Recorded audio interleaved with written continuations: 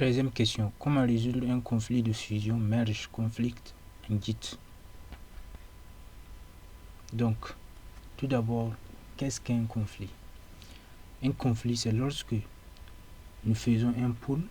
Donc, lorsque nous faisons un pull ou bien nous récupérons les changements distants et nous trouvons que il y a des modifications qui sont faites dans un fichier à la même ligne que nous. Donc, en local, nous avons modifié un fichier, par exemple entity, donc ou bien user entity. Nous avons modifié à une ligne précise et quelqu'un d'autre a modifié à la même ligne et qu'il a pushé. Donc la personne nous a dévancé et la personne a pushé sur le serveur, donc sur Git en main. Donc, et nous allons récupérer et nous trouvons que non, la même ligne que la personne a modifiée, nous l'avons modifiée aussi. Donc c'est ça un conflit. Nous allons voir un exemple de conflit ici.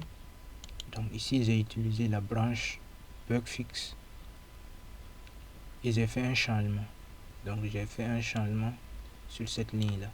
Donc j'ai ajouté bugfix ici en commentaire. Donc ça c'était avant que je revienne sur la branche main. Donc sur la branche bugfix, nous allons voir que ici c'est bugfix qui est écrit et j'ai fait le changement. Donc j'ai mis comme message bugfix comment. Ensuite j'ai pushé, voilà.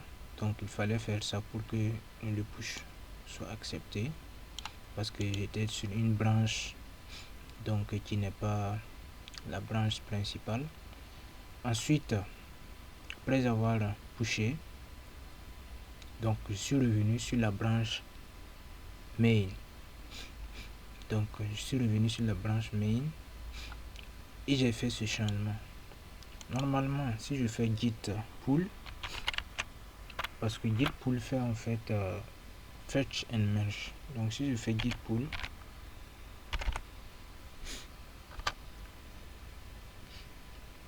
donc normalement il doit y avoir un conflit. Enumerating, counting, compressing, ok,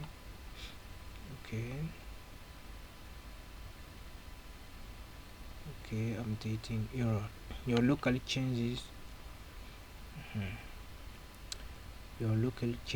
to the following file would be overwritten by merge. Please commit your changes or stash them. Voilà, donc ça veut dire que il y a un conflit. Donc il y a un conflit parce que dans ce fichier j'ai fait ça. Donc c'est soit je fais l'un ou l'autre. Donc je vais faire git add git commit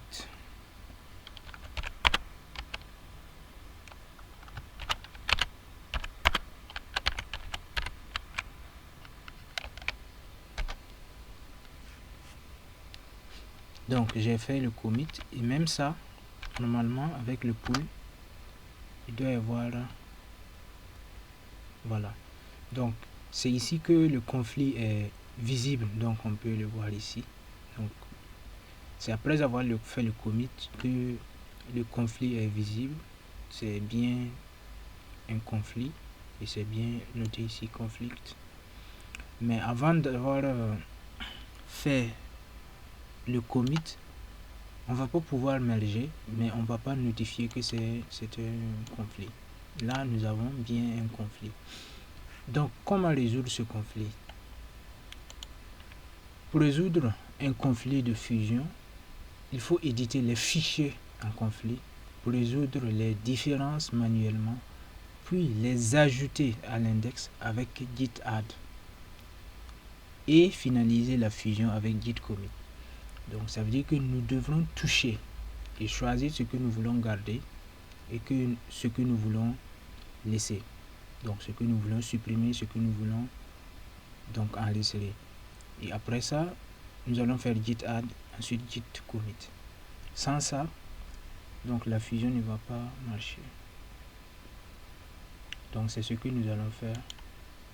Donc ici nous avons donc main et nous avons bug fix. Donc qui sont ajoutés. Donc les deux commentaires sont ajoutés sur la même ligne. Donc ça veut dire que nous devons faire un choix. Donc nous devons, voilà, ici il y a, donc c'est ça aussi l'avantage d'utiliser Visual Studio Code, donc VS Code, lorsque nous travaillons avec Git, parce que ça nous propose directement, donc sans aucune configuration, nous avons directement les changements qui sont pris en compte. Lorsqu'on modifie quelque chose ici, c'est pris en compte ici et ça nous présente des options.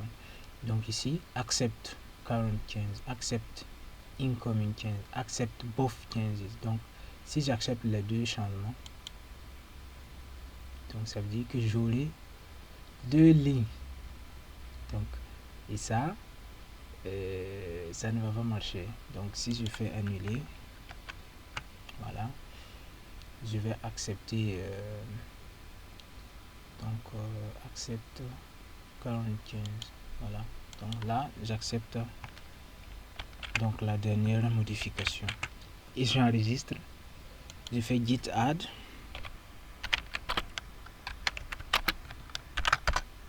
je fais git commit,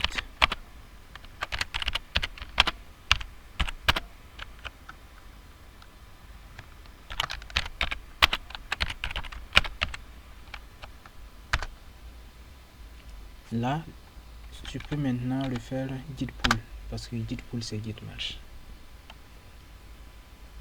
Donc je fais git merge, voilà. Donc le conflit est géré. Donc dès lors même que cette commande git commit est exécutée, donc c'est déjà géré.